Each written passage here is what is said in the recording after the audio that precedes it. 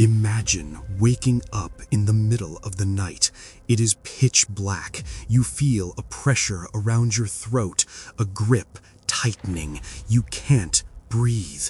You panic. You reach up with your right hand to claw away the attacker. You grab the wrist of the person choking you. You pull. You fight for air. And in the darkness, you realize something terrifying. There is no intruder. There is no attacker. The hand choking you is your own. Your left hand is gripping your throat with lethal intent. You scream at it to stop, but it doesn't listen. It feels like another person is controlling it, someone who hates you, someone who wants you dead. This sounds like the plot of a possessed horror movie, but for a select few patients in medical history, this is not fiction. This is their reality. Welcome to the Clinical Files. Today, we are opening the file on one of the most disturbing neurological conditions known to science, a condition where your body is no longer yours. This is the story of alien hand syndrome. We like to believe we are the captains of our own ships. I think, therefore I do. If I want to pick up a cup of coffee, I pick it up. But what happens when the connection between wanting and doing is severed? Alien hand syndrome is a rare neurological disorder where one hand functions involuntarily, but we aren't talking about a simple tremor or a muscle spasm. We are talking about complex, purposeful movements. Patients report that their hand feels foreign. They can feel the sensation of touch, but they feel no agency. To them, the hand is an alien object attached to their body, often acting with a mind of its own, and sometimes that mind is angry. To understand this nightmare, we have to look inside the brain. Your brain is divided into two hemispheres, left and right.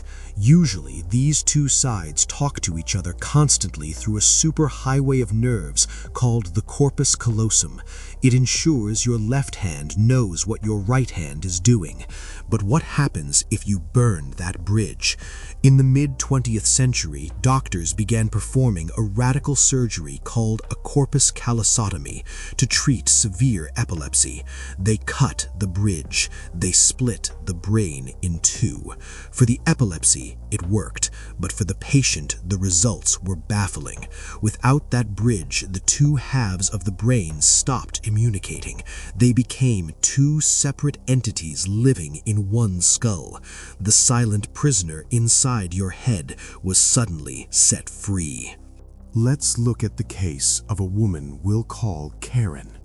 Karen suffered from severe epilepsy. She underwent the surgery to split her brain. The seizures stopped, but a new war began.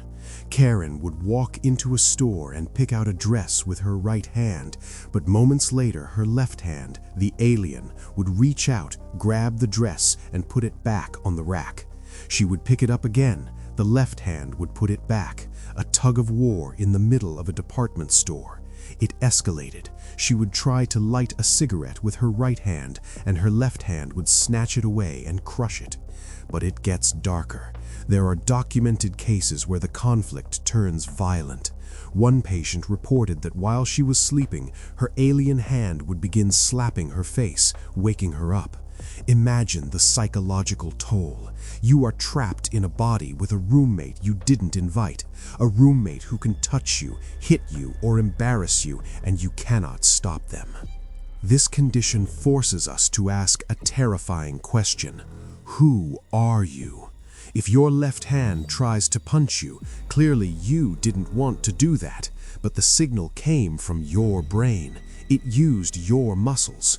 Neuroscientists suggest that alien hand syndrome reveals that we might not be one single person. We might be a collection of desires and impulses.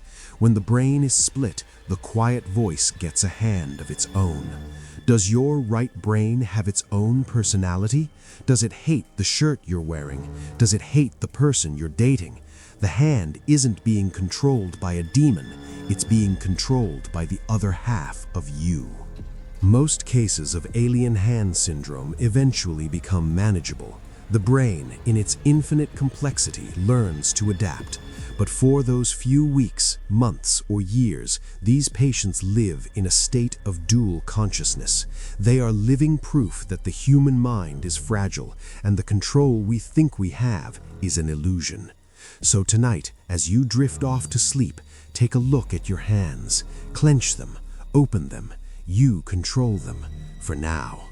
This has been the Clinical Files. If you enjoyed this dive into the dark side of medicine, leave a like and subscribe. Stay safe and keep your hands where you can see them.